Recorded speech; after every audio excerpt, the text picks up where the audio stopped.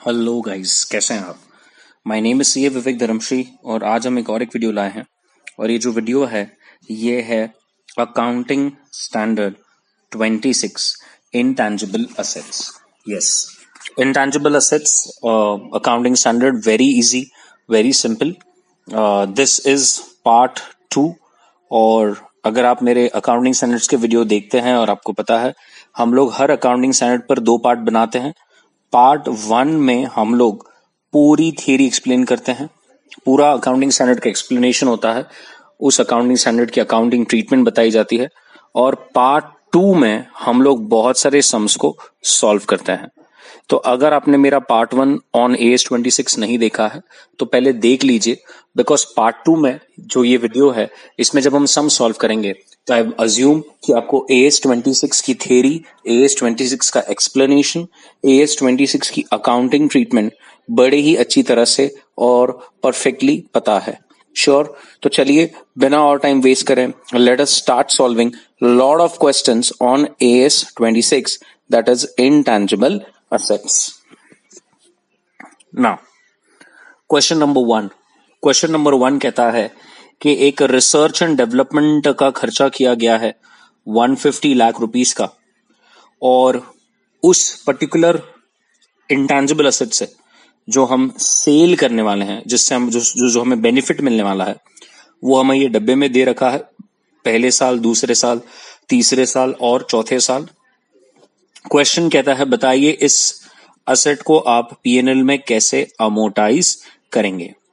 अब आपको पता है, आपने थ्योरी में देखा है कि हमें AS26 में बोला गया है कि एक तो हम इंटेंजिबल असेट को SLM मेथड से अमोर्टाइज कर सकते हैं, या फिर जो बेनिफिट हमें मिल रहा है सालों साल उस बेनिफिट के प्रपोर्शन में हम लोग अमोर्टाइज कर सकते हैं। अब इस क्वेश्चन में जबकि हमें क्लियर कट बोला गया है कि हमें हर साल कितना बेनिफिट मिलेगा, तो ऑब्वियसली हम लोग जो ये सेल है हमारा 400, 300, 200, 100, हम इस रेशो में, और वो जो रेशो आएगा वो होगा 4, 3, 2, 1, हम ये रेशो में हमारे ये 150 लैक्स को अमोर्टाइज करेंगे। श्योर? तो जैसे फॉर एग्जाम्पल ईयर 1 का रहेगा, अब जैसे इसका टोटल आएगा 10, सो हम बोलेंगे 4/10 इंटू 150, तो ये आ जाएगा 60। ईयर 2 का रहेगा 3/10 इंटू 50, दैट इज 45।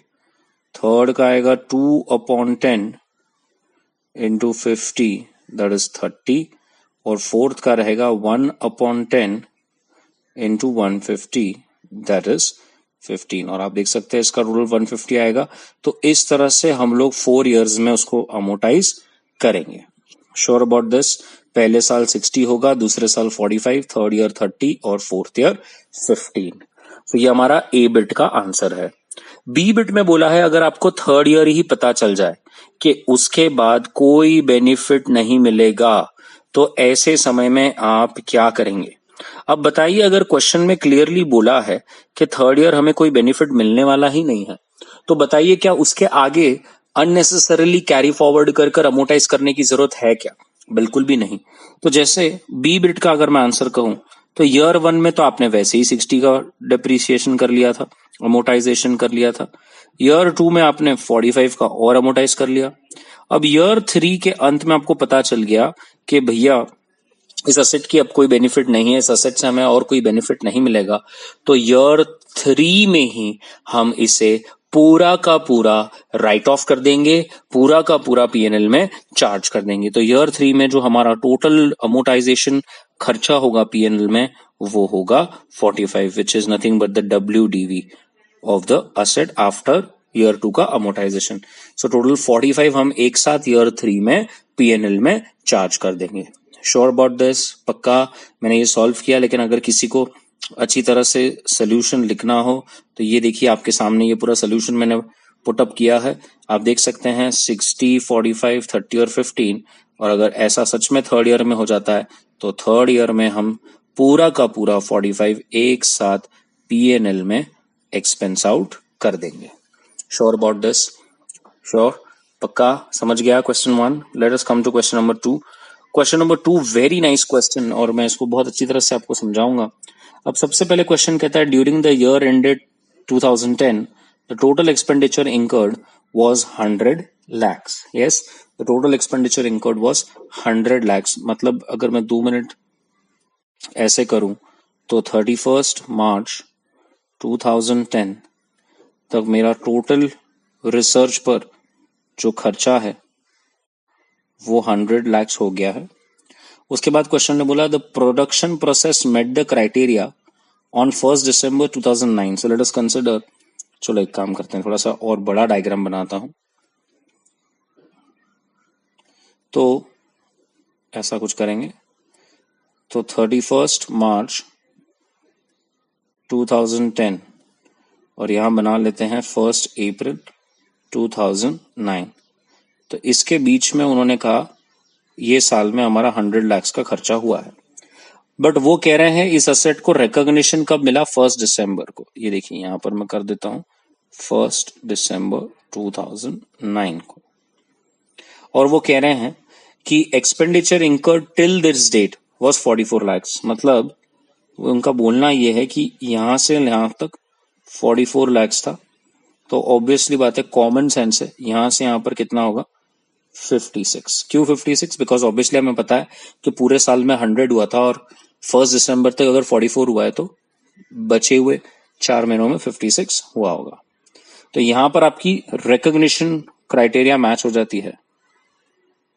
यहां पर आपके एसेट को एक रिकॉग्निशन मिल जाता है. अब वो कह रहे हैं फर्दर एक्सपेंडिचर इंकर्ड हुआ था 31 मार्च तक विच वाज 160 lakhs. ओके, तो ये 31 मार्च 2011 ये साल में उन्होंने खर्चा किया है 160 lakhs. और अब ये डेट पर वो कह रहे हैं कि रिकवरेबल अमाउंट उनके हिसाब से सिर्फ और सिर्फ 144 lakhs है.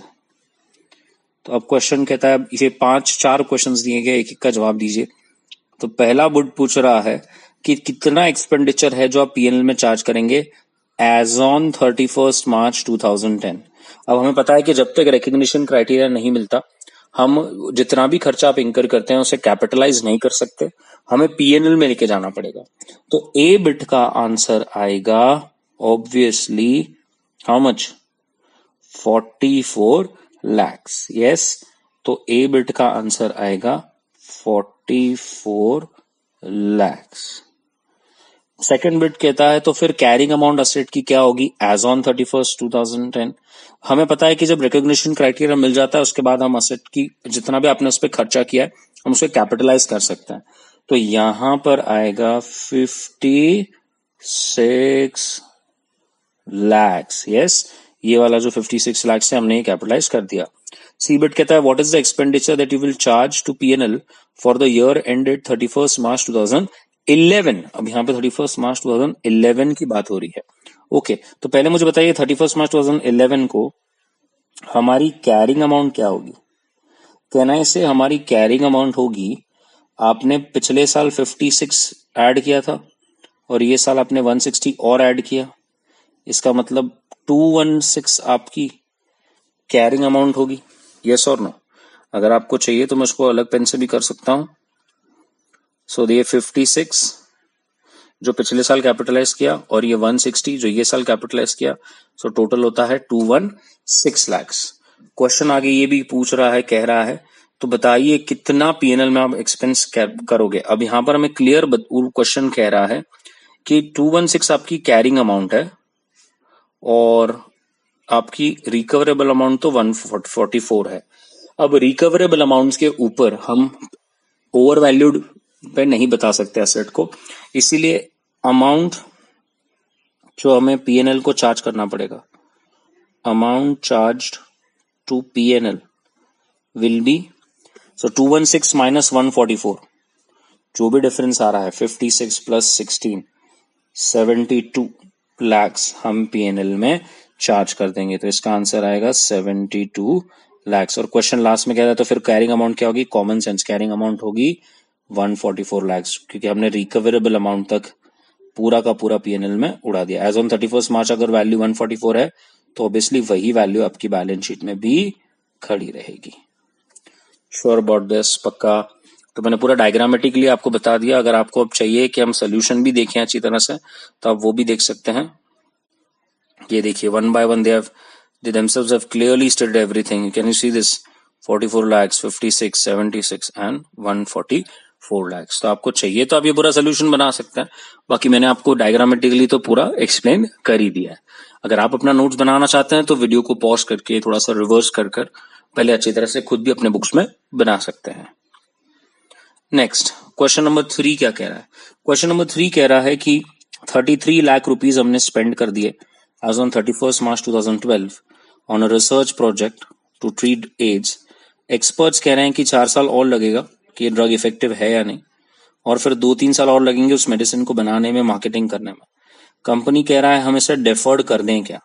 अब बताइए क्या डेफर्ड कर सकते हैं? क्या AS 26 हमें डेफर करने की परमिशन देता है? नहीं।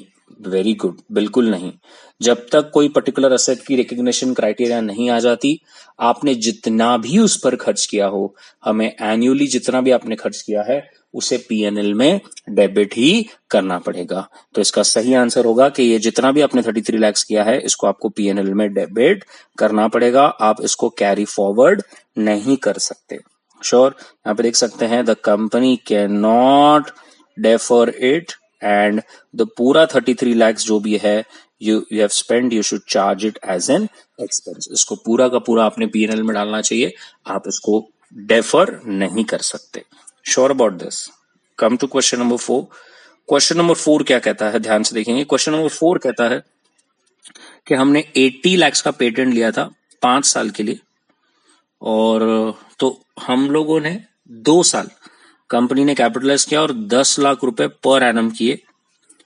2 साल देख रहे हैं यहाँ पे। आफ्टर 2 years उन्हें लगा कि अरे ये तो और भी 5 साल चलेगा, और अगले 5 साल की हमें कैश फ्लोज दे रखी है 36, 46, 44, 40 और 34। तो क्वेश्चन कहता है कि आप ये कर पाएंगे? अब बहुत सिंपल है, थोड़ा समझिए।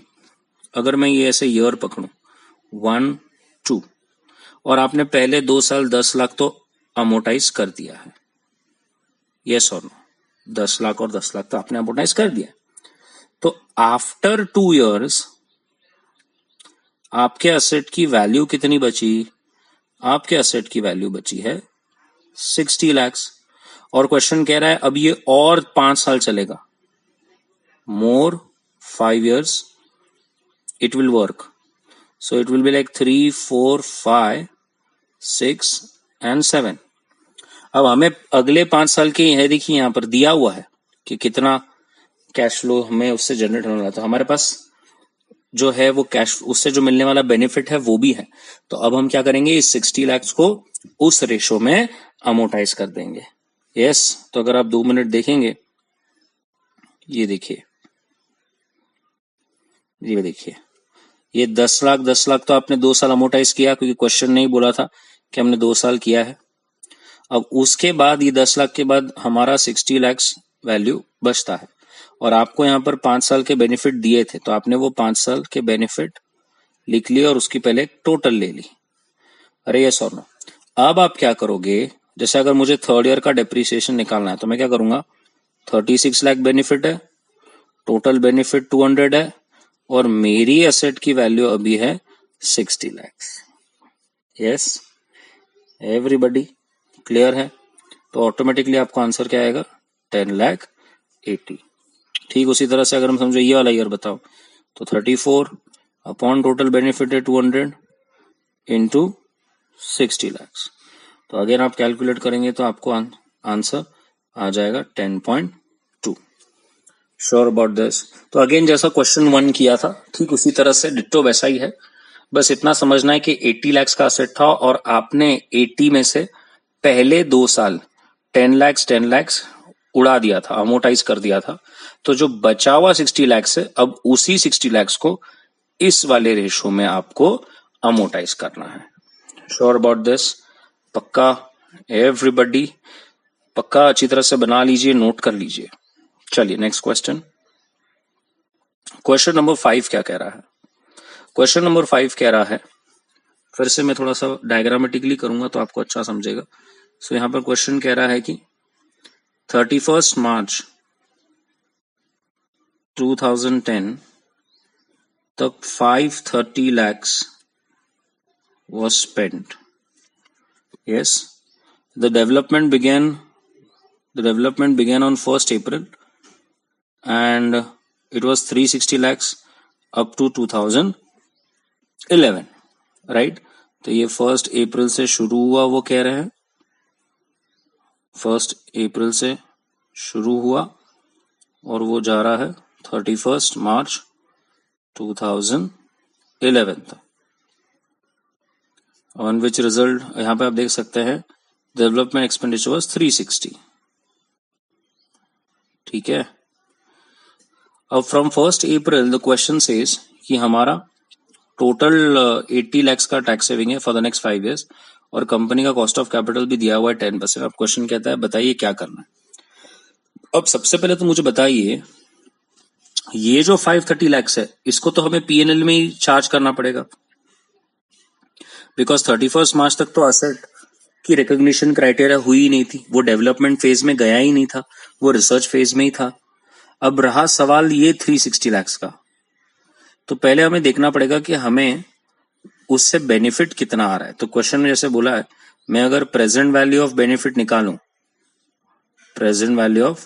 निकालूं तो मुझे 80 lakhs का बेनिफिट है into CDF, that is cumulative discounting factor at 10% for 5 years.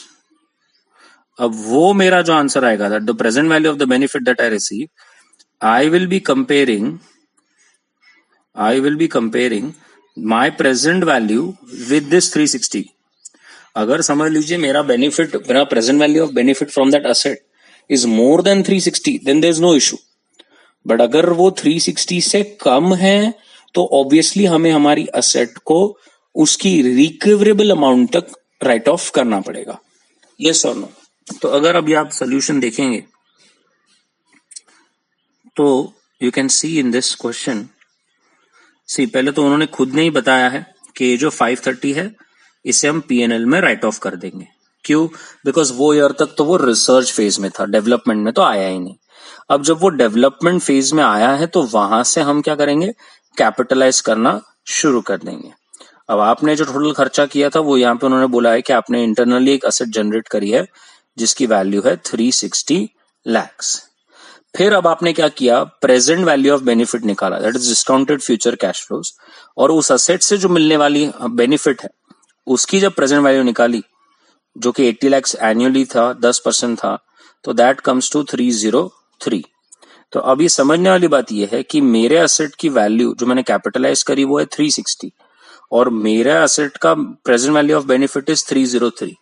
इसका मतलब ये क्लियर हो गया कि my carrying amount is more than my recoverable amount. My carrying amount is more than my recoverable amount and that is not allowed. So हमें क्या करना पड़ेगा, ये हमें रिकवरेबल अमाउंट तक लाना पड़ेगा. इसका मतलब 360 माइनस 303 पॉइंट्स जो भी आ रहा है, मोटा मोटी 57 lakhs आपको P&L में राइट ऑफ करना पड़ेगा. Sure about this? पक्का? एवरीबॉडी एकदम क्लियर है? यहां तक पूरा अच्छी तरह से समझ में आ गया आपको? श्योर? बढ़ जाऊं आगे? चलिए नेक्स्ट क्वेश्चन. अब ये क्वेश्चन क्या कह रहा है, ये क्वेश्चन कह रहा है कि प्रोडक्ट लॉन्च हुआ था 2009 में, कंपनी ने 30 lakhs रिसर्च एंड डेवलपमेंट में किया था, पर अनफेवरेबल मार्केट था और कंपनी को लग भी नहीं रहा था कि ये कब तक चलेगा, तो उन्होंने कहा कि हम डिफर करते हैं. बताइए, अब ऐसा क्वेश्चन पीछे भी हो चुका है, क्या हम डिफर कर सकते हैं क्या? नहीं. हमें क्या करना पड़ेगा, पूरा का पूरा P&L में राइट ऑफ करना पड़ेगा. तो सिंपल सा आंसर है, management can not deter it to write off, you have to write off it to the P&L. आप उसको P&L में ही धक्का देंगे, आप उसको डेफर नहीं कर सकते. Sure about this? नेक्स्ट. अब ये वाला जो क्वेश्चन है, क्वेश्चन 7, इसको यार लर्न कर लो. ये ICI की तरफ से पता नहीं क्या है, ये साइंस वाले भी बड़े कंफ्यूज्ड हैं. इसको लर्न ही करना पड़ेगा, क्योंकि इस क्वेश्चन में हमें ये टेस्ट किया जा रहा है कि आप बताइए रिसर्च फेज कहां तक है और डेवलपमेंट फेज कहां तक है. जबकि ये हमें भी नहीं मालूम है कि रिसर्च और डेवलपमेंट फेज क्या होता है, हम साइंस स्ट्रीम से थोड़ी ना। तो आप जैसे अगर यहाँ पर देखेंगे क्वेश्चन ने बोला है completion of detailed programming and design, तो चलो ये समझ लिया कि ये रिसर्च फेज है, ये कोडिंग एंड टेस्टिंग हो रहा है, मतलब अभी सॉफ्टवेयर बना नहीं है, तो वो भी रिसर्च फेज पकड़ लेंगे। लेकिन ये जो अदर कोडिंग जो है यहाँ पर, ये आप देख रहे हैं अदर कोडिंग और ये टेस्टिंग, अब इंस्टीट्यूट ने इसे डेवलपमेंट फेज ले लिया। अब इसका हम यही मान सकते हैं कि एक बार कोडिंग और टेस्टिंग हो गई तो शायद सॉफ्टवेयर जो है वो फीजिबल हो गया है और अब जो है सॉफ्टवेयर चल सकता है। तो ये यहाँ पर, यहाँ से लेके ये यहाँ तक, ये जो 3 है ना, उन्होंने ये इसको डेवलपमेंट फेज में लिया है। ये प्रोडक्ट मास्टर्स भी समझ सकते हैं कि भाई चलो मैनुअल बनाया है, ट्रेनिंग मटेरियल, मतलब सॉफ्टवेयर सच में शुरू हो चुका है। बट देन ऊपर यू आर सेइंग सेकंड में testing you take research and नीचे testing again comes you take development, तो देन इट बिकम्स कंफ्यूजिंग थोड़ा सा। तो there is no option for this, अब इंस्टीट्यूट ने किया है। तो ये 3 को जो है हमें डेवलपमेंट कंसिडर करना है। मैं अभी भी कह रहा हूं उसके पीछे का लॉजिक नहीं है, डेवलपमेंट है, और ये जो ऊपर के हैं ये रिसर्च है। ये तो सिंपल ये दिख रहा है, ये तो इन्वेंट्री है, दिस इज इन्वेंट्री, आपके पास जो इन्वेंट्री है वो है ये। तो समझने वाली बात है कि ये जो पार्ट है 25 + 20, इसको आपको पीएनएल में उड़ाना पड़ेगा, बिकॉज तब तक जो आपका सॉफ्टवेयर था वो रिसर्च फेज में था। लेकिन डेवलपमेंट में जो खर्चा हुआ है, जो मैंने येलो में हाईलाइट किया है, उसको आप कैपिटलाइज कर सकते हो। तो आप यहाँ पे देख सकते हैं कि 45,000 एक्सपेंस होगा, और ये 45,000 कौन सा है, वही जो ऊपर मैंने बताया 25,000 + 20,000,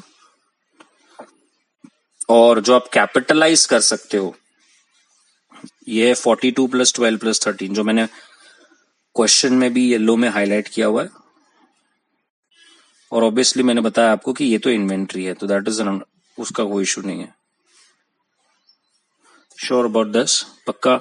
सो this question just wanted to test us कि कहां तक रिसर्च फेज है, कहां से डेवलपमेंट शुरू हो रहा है, और फिर आप अकॉर्डिंगली उसकी ट्रीटमेंट क्या देते हो। श्योर अबाउट दिस, पक्का। Come to question number 8। Question number 8 क्या कहता है, वो कहता है कि कंपनी ने एक इंटेंजिबल एसेट बनाया हुआ है, 20 लाख का खर्चा किया है, और वो 1 अप्रैल से शुरू कर रहे हैं। एसेट की लाइफ 10 साल है, कंपनी ने उसको अमोटाइज ही नहीं किया टिल 31 मार्च 2011। अब ऐसे समय पर क्या किया जाए, अब बताइए। अमोटाइज नहीं किया गया, करना चाहिए था। अब एक्चुअली अगर उसका एसेट 20 लाख का है और उसकी 10 साल की लाइफ है, इसका मतलब है 2 लाख रुपए पर ईयर आपको करना चाहिए था। लेकिन आपने 1 अप्रैल से उसको यूज में डाला और अब तक नहीं किया। सो आप देख सकते हैं 1 अप्रैल 2004 से 31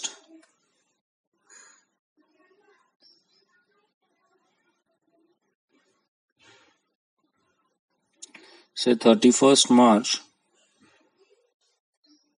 2005, ये आपका 1 साल होता है। 31 मार्च 2006 2 साल, 31 मार्च 2007 3 साल, 31 मार्च 2008 4 साल, 31 मार्च 2009 5 साल, 31 मार्च 2010 6 साल, 31 मार्च 2011 अभी चालू हो रहा है, उसके ईयर फाइनलाइज नहीं हुआ है, अभी ईयर खत्म हुआ है। तो इतना तो क्लियर हो गया कि ये 6 साल जो साल हो गया, बैलेंस शीट बन गया, आपने कभी भी उसको क्या, आपने उसको लिया नहीं, आपने उसको अमोटाइज नहीं किया। तो आप देख सकते हैं हर साल 2 लाख रुपए और 6 साल ऐसे ही चले गए, तो ऑब्वियसली 12 लाख रुपए जो आपने अब तक अमोटाइज कर देने थे वो आपने नहीं किए। तो आप देख सकते हैं हम उसे पीएनएल में लिखे जा रहे हैं as a prior period item, ये 12 लाख। और ये जो 31 मार्च 2011 जो ईयर अभी फाइनलाइज कर रहे हैं, ये तो ये साल का, तो ये जो करंट ईयर का 2 लाख है उसको हमने सही से पीएनएल में डेप्रिसिएशन में लिया है।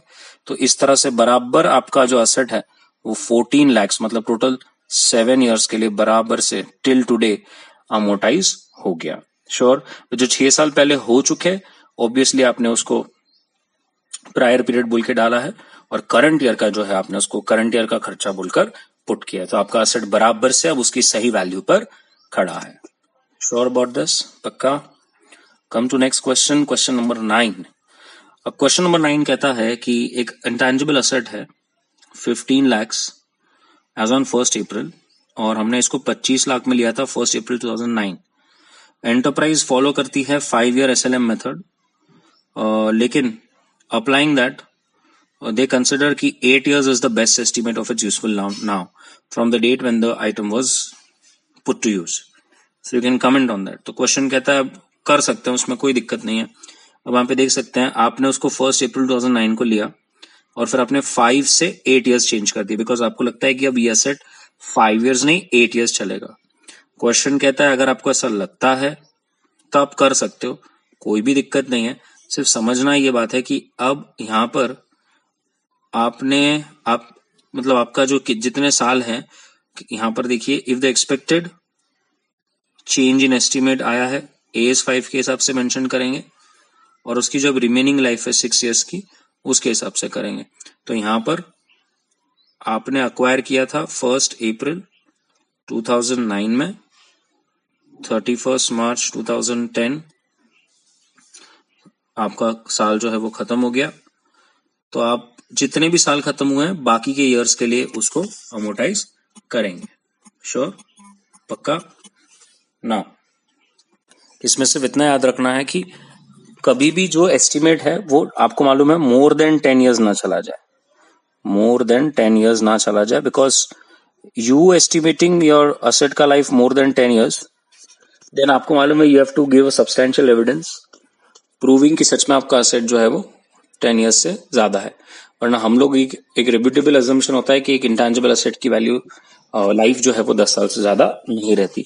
तो इस क्वेश्चन में सिर्फ यही जानना चाहते हैं कि क्या वो कर सकते हैं। AS5 के हिसाब से आप बस बता दीजिए कि हमारा एस्टिमेट बदल चुका है और अब आपकी जो लाइफ आपको लगता है कि और ज्यादा समय के लिए यूज हो सकता है, वैसा कर सकते हैं। याद रखना है प्रोस्पेक्टिव होगा, आपको रेट्रोस्पेक्टिव जाके इफेक्ट नहीं दे सकते। Sure about this?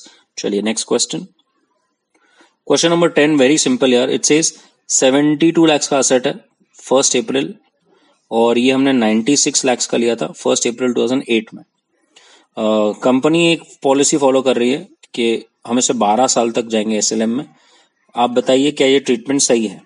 देखिए इस ट्रीटमेंट में कोई दिक्कत नहीं है अगर आप ये प्रूव कर दो कि आपका असेट का सच में life is more than 10 years, but अगर नहीं है then it becomes a trouble. So जैसे अगर आप देख सकते हैं कि 1 अप्रैल 2008 में आपने ये असेट लिया था 96 lakhs में, ठीक है, और आज चल रहा है 31 मार्च 2011। इसका मतलब ऑलमोस्ट 3 years हो चुके हैं, और आज हमें पता चल रहा है कि भाई ये 12 साल पकड़ कर चल रहे थे। तो अगर ये 12 साल पकड़ कर चल रहे थे, इसका मतलब 8 lakhs का पर ईयर इनका अमोर्टाइजेशन था। तो अगर 12 साल का पकड़ के चले तो 24 lakhs इन्होंने अमोर्टाइज किया होगा। लेकिन अगर ये प्रूव नहीं कर पाते, और हमारे को मालूम है कि रेप्यूटेबल अजम्पशन है कि मैक्स लाइफ कितनी हो सकती है 10 साल की, तो अगर 96 lakhs का असेट है और मैं उसकी लाइफ अगर 10 years पकड़ूं तो it is like 9.6 lakhs per year, और जबकि 3 साल हो चुके हैं तो ये कहीं कहीं आता है 28.8 lakhs। ये नो। सो हम ये कह सकते हैं एक तरह से कि आपका 4.8 lakhs से शॉर्ट अमोर्टाइजेशन हुआ है, बिकॉज आप 12 साल पकड़ के चल रहे हो जबकि आपने 10 साल पकड़ना चाहिए था। तो यहाँ पर आप अगर चाहें तो सोल्यूशन देख सकते हैं। ये देखिए यहाँ पर क्वेश्चन क्लियर कह रहा है कि आप उसे 12 साल में अमोर्टाइज कर रहे हो, which is more then the maximum period of 10 years। सो ऐसे 9.6 के हिसाब से 28.8 होना चाहिए था, लेकिन ऐसा नहीं है, आपने 4.8 कम है, तो ये 4.8 को आप चाहे तो रेवेन्यू रिजर्व के ओपनिंग बैलेंस के सामने एडजस्ट कर सकते हो, और फिर वहां से अब बचे हुए 7 साल के लिए आप अमोर्टाइज करेंगे। Sure about this? तो याद रखना ये जो मैंने अभी आपको कैसे बताया 4.8 कैसे आया, अगर आप चाहें तो रिवर्स पीछे थोड़ा जाकर भी देख सकते हैं और अपने बुक में वो कैलकुलेशन कर सकते हैं। Sure about this? पक्का? चलिए नेक्स्ट क्वेश्चन। क्वेश्चन नंबर 11 कहता है उन्होंने एक ब्रांड खरीदा है 100 lakhs का, and they say that the brand is very popular and famous, so no depreciation is required. लो बोलो, फनी। बच्चे बताइए ऐसा कभी होता है क्या कि ब्रांड की वैल्यू बढ़ रही है तो हम डेप्रिसिएट नहीं करेंगे?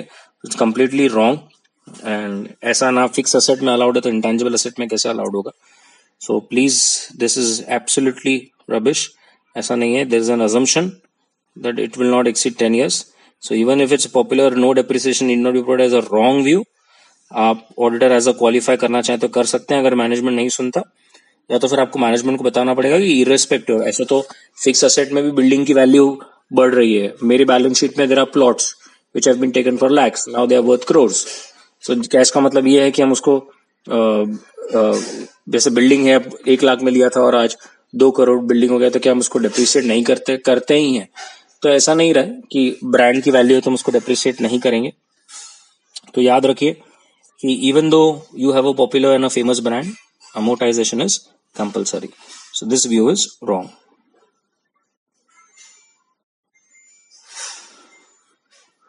12th question. A patent was purchased for 40 lakhs as per deferred credit, and the normal deferred credit is कि 20% डाउन पेमेंट और बाकी 3 साल में।